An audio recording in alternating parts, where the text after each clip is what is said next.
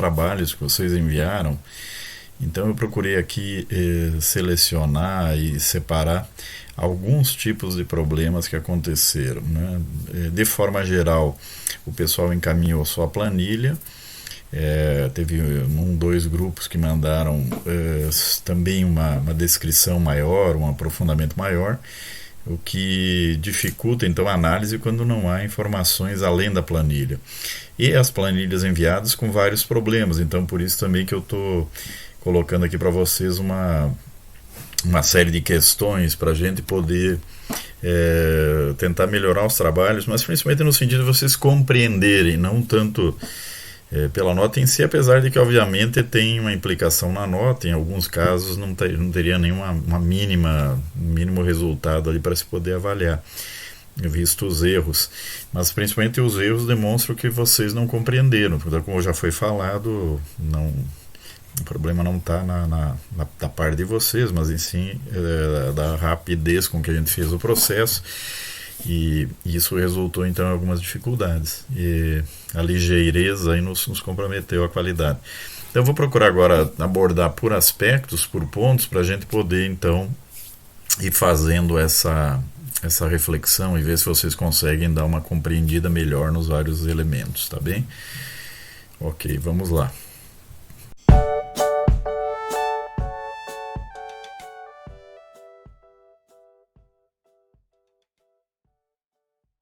Aqui a área que deveria estar colocado nessa célula amarela, ela está colocada aqui ao lado. Logo, a automação dos cálculos não vai funcionar, aqui ele já não aparece e a gente vai ter um problema então de funcionamento dessa planilha, ela vai dar cálculos errados.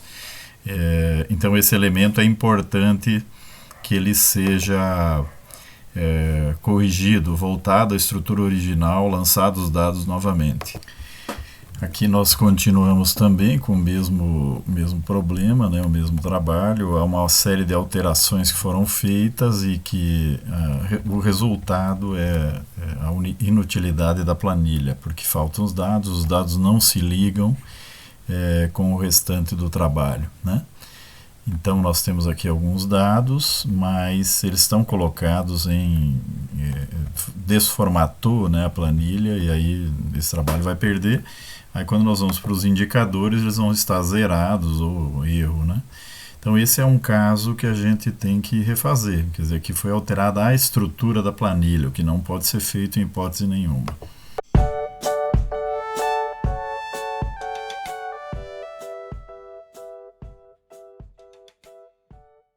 Por exemplo, aqui nós temos onde está marcado em vermelho, né, mas também nessas outras células, poderíamos marcar aqui em vermelho, onde temos um erro. Qual é o erro? A mão de obra total, aqui ela aparece em unidade de trabalho humano, né, que ela é equivalente, então uma UTH seria equivalente a uma pessoa trabalhando 8 horas por dia durante 300 dias por ano, que daria 2.400 horas ano. Então, obviamente, aqui não tem 675 pessoas trabalhando nessa unidade de produção, né? Então, aqui houve um erro de conversão, né? Então, isso nós vamos remeter. Se nós voltarmos aqui para a planilha matriz, então aqui está a origem do erro. Então aqui estaria horas de trabalho por dia, né? E onde foi preenchido possivelmente então horas de trabalho por ano. Então 2.400 horas, então aqui é por dia, porque automatiza o cálculo, né? Então ele vai calcular aqui, ele vira 300 UTH. O correto aqui seria 8 horas, né? E daí ele automaticamente seria equivalente a uma UTH.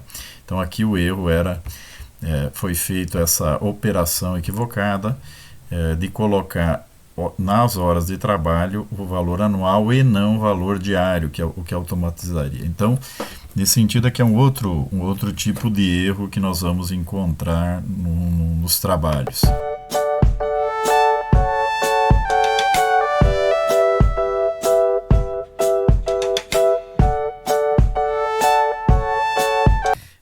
depreciação, então, ela é a perda de valor de um bem decorrente do seu uso, do desgaste natural ou da sua obsolescência.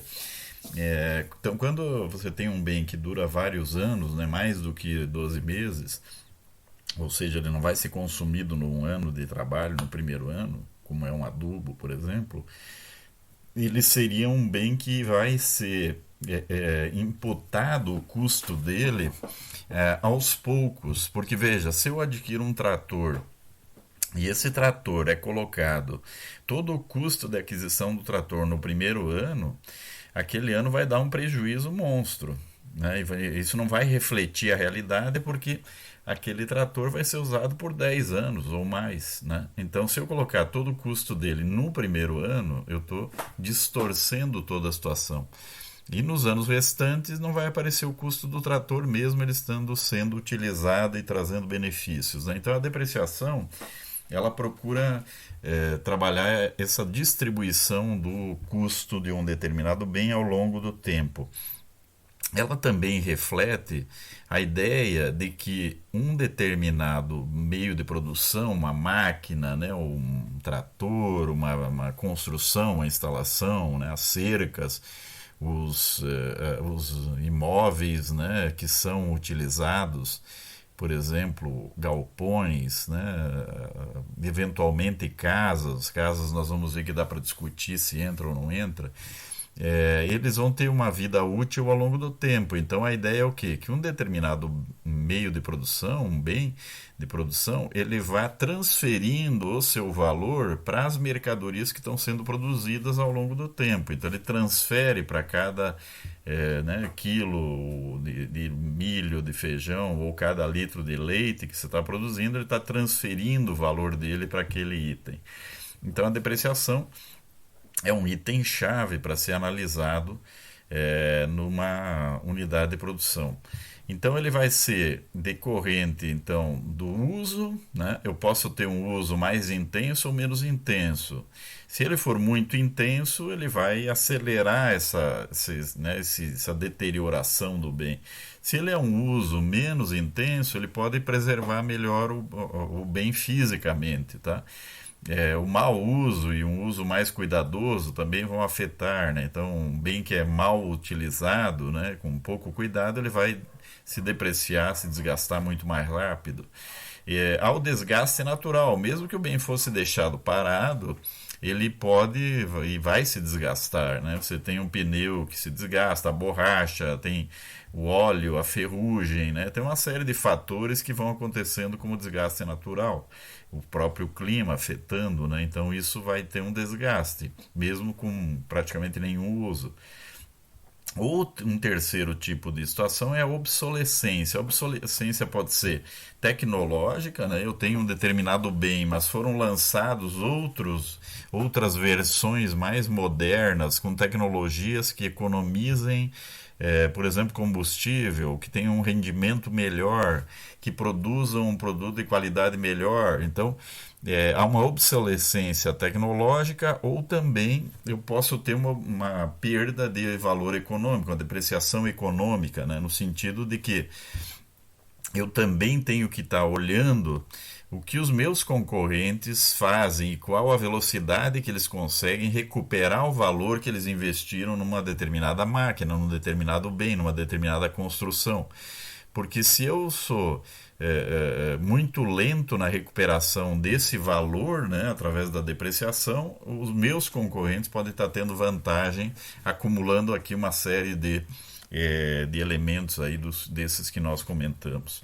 Bom, a depreciação, então, ela é registrada nos cálculos que a gente faz, né? Nós vimos lá na estrutura do método do valor agregado, né, que a gente diminui do produto bruto o consumo intermediário, isso depois se dilui também, diminui o valor da depreciação, e isso vai ser um dos itens, então, para ser empregado na nossa análise.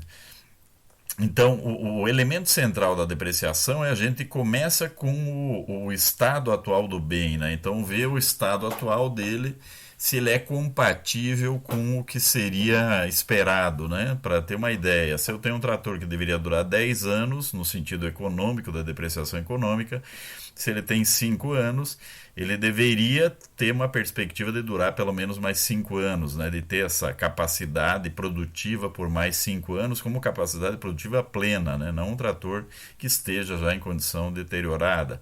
Então eu parto do valor atual do bem. Então eu observo se esse bem está conservado, estipulo um valor desse bem. Isso é uma coisa que é difícil de fazer, porque muitas vezes a gente se engana, o próprio agricultor se engana. Então é um processo que é de aproximação, de aprendizagem, né, de checagem. Então você pode também checar valor daquele mesmo bem novo, né, para ter uma ideia de quanto que estaria um bem novo e quanto que poderia estar valendo aquele determinado bem. Então eu estipulo, desculpe, esse valor do bem atual, estipulo quantos anos ainda ele teria pela frente, e aí eu vou ter um valor, né, um percentual para descontar a cada ano, contando que ao final, dependendo do bem, eu poderia ter até um valor residual, né? Ou seja, eu poderia até no final, se eu vendesse, por exemplo, aquele bem, eu poder aproveitar e recuperar uma parte desse valor. Imaginemos como exemplo um trator, um carro, ou mesmo uma vaca reprodutora, né? Agora, obviamente, tem bens que eu não teria valor residual. Se eu num galpão lá, né, com condições precárias, eu vou ter zero de valor residual. Uma muda que eu, né, uma muda de frutífera ou uma planta uma muda que eu plantei para um reflorestamento, o valor residual vai ser zero, nesse caso da muda em si, né? Então eu tenho que analisar bem a bem e fazer esse valor ano a ano que eu teria então para recuperar esse valor aplicado naquele determinado bem. Então essa questão aí é a parte mais grave em termos de erros, né, que nós cometemos. E eu vou citar depois alguns exemplos que vocês cometeram nos trabalhos, tá? Bom, a depreciação se aplica então a todos os bens que compõem esse ativo permanente da unidade de produção, mas principalmente, fundamentalmente, aqueles que foram adquiridos com a expectativa de serem usados por mais de um ano, né? E que, principalmente, no caso de animais, etc., que sejam adquiridos fora da unidade de produção, tá? Aqui tem uma diferença importante. Então, imóveis, né, máquinas, equipamentos, veículos, animais reprodutores, mudas, tá? Então, isso que nós comentamos. Se os animais forem produzidos pelo próprio agricultor, nesse caso não se aplicaria a depreciação, porque esse agricultor já ao longo por exemplo, de uma vaca, né, ele vai produzir durante 2 anos, transformar uma bezerra numa vaca reprodutora, que vai produzir leite. Então, nesse tempo, ele teve os gastos, ele teve o trabalho, né, ele teve todo o manejo, então ele transformou aquela bezerra numa vaca, ele já incorporou no seu dia a dia os custos de produção dessa vaca. Portanto, essa vaca vamos dizer assim, o valor dela já foi incorporada nos custos e não precisaria ser incorporada para frente. Então, o que ela gerasse aí seria o retorno dela e não mais a questão então da depreciação como custo embutido, porque esse custo já foi apropriado anteriormente. Bom, nesse momento a gente passaria então agora para a parte da análise dos casos, dos erros identificados em alguns dos projetos que vocês mandaram.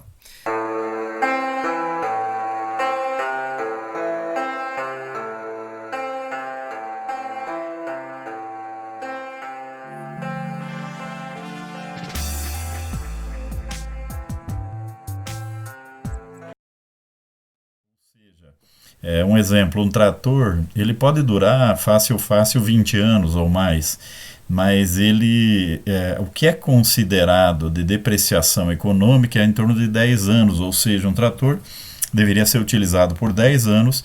Nesses 10 anos ele deveria repor o valor dele em termos de depreciação. Ele ser utilizado para produzir bens, né, mercadorias que sejam comercializadas. Essas mercadorias incorporariam o valor da depreciação, então em torno de 10 anos o proprietário desse trator deveria ter recuperado o valor gasto com esse trator na forma de depreciação. E aí ele poderia, então, se fosse o caso, adquirir um novo trator ou utilizar esse recurso para outra finalidade principalmente de investimentos.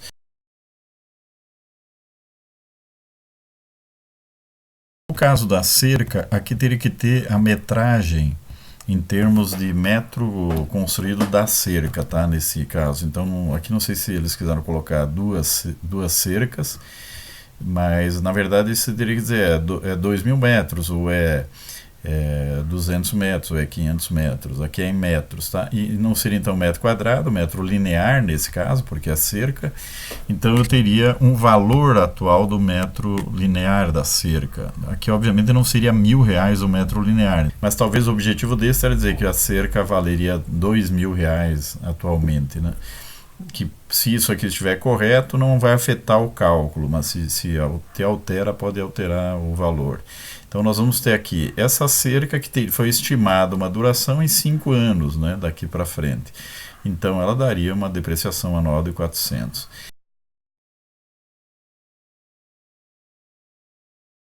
Eu considero, em geral, a casa de moradia um bem de fruição, de consumo da família, né? Vamos dizer, ela teria isso como resultado da atividade produtiva ao longo do ano. O resultado ela usaria para poder investir na casa, num carro, no que quisesse, lá uma parte desse recurso que sobra. A casa de moradia não é um bem econômico em si, tá? E isso em alguns casos eu tiro. Em geral, nas minhas análises, eu tiro esse elemento. Então, há professores, etc., que usam incluir, porque consideram que a família vive lá e tal, e, portanto, é um bem necessário que tem que estar embutido em todo o cálculo. Então, não é correto ou errado, né, mas são opções aí metodológicas que vocês podem adotar. Vocês podem se basear, se for casa de alvenaria, pelo valor do CUB, né? Custo unitário básico de construção, que vocês encontram na internet para obras de alvenaria. Então dá para ter baixo padrão, médio padrão, alto padrão, mas é um valor aqui que está alto, tá? Esse valor de 1.000. E aí nós teríamos um total de R$ 130 mil, tá?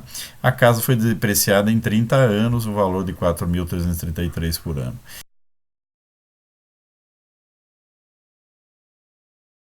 Então, por exemplo, aqui, a casa de moradia, né, tem aquela discussão que já foi comentada, e ela então tem a ver com se inclui ou não inclui. Então vamos incluir.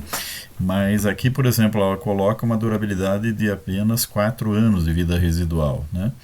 Então é uma casa de alto valor, quer dizer, é uma construção bastante valorada, R$ 500 um metro quadrado, não é pouco valor.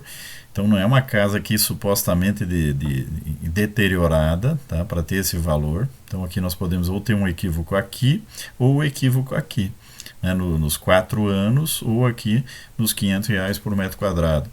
Aí, por exemplo, quando a gente tem aqui uma agroindústria a R$ 400 o metro quadrado, e uma casa que vai durar só 4 anos a 500, tem claramente um problema, tá? Porque aqui nós não poderíamos ter, se a agroindústria vai durar 20 anos, claro que aqui, obviamente, a gente não está visualizando nada, nenhuma dessas coisas, pode ser uma coisa bastante simples, mas com R$ 400 o metro quadrado perdurar 20 anos e com R$ 500 uma casa só 4 anos, é uma desproporção que a gente deveria checar, porque ela está impactando bastante aqui na depreciação. Veja que a casa é 18.750 por ano, é muito pesado, né? A mesma coisa vai ser com o exemplo aqui da pousada, então deve ser uma experiência de turismo rural, né? Algo assim. Não sei se ligado à acolhida na colônia, mas enfim, do ponto de vista o mesmo processo, R$ 500 o metro quadrado, apenas 4 anos de vida útil e muito pesada a depreciação. Então, se nós pegarmos aqui só esses itens, nós vamos ter 18, 36, 37.500, né? Então, desses 57.500 de depreciação, só 2 itens já é quase bem acima da metade, né, e sobra só 20 mil aí no restante. Então aqui o cálculo da depreciação ele tem que ser muito bem pensado para não muito bem analisado para um erro de cálculo aqui ele vai dizer, vai sinalizar, por exemplo, para o agricultor, se dizer, olha, aqui está com um problema a sua unidade de produção, e na verdade pode ser um erro de estimativa, né, da depreciação, né, da durabilidade, etc., dos bens. Há erros muito comumente, né, que ocorrem, que é, por exemplo, aqui você ter uma estimativa de R$ 500 por metro quadrado de galpão. Então, se o galpão ele é de alvenaria, sabe, uma condição muito boa, eu ainda acho exagerado esse valor, tá? Se vocês pegarem pelo valor do custo unitário básico. Então, aqui pode ter uma sobreestimação desse valor. Então, aqui tem alguma incongruência nesses números que o grupo teria que se revisar, né? Então, os valores aqui unitários tão altos para uma duração em anos tão baixa. Então, alguma coisa há. Se é um galpão de madeira, o valor vai ter que ser bem mais baixo. Se ela é de alvenaria, de pré-fabricado, etc., talvez aqui esteja sobrevalorizado. Isso dá para checar também, certo? Então, aqui pode ter algum tipo de equívoco. E esse equívoco vai custar caro, que é o exemplo dessa unidade de produção.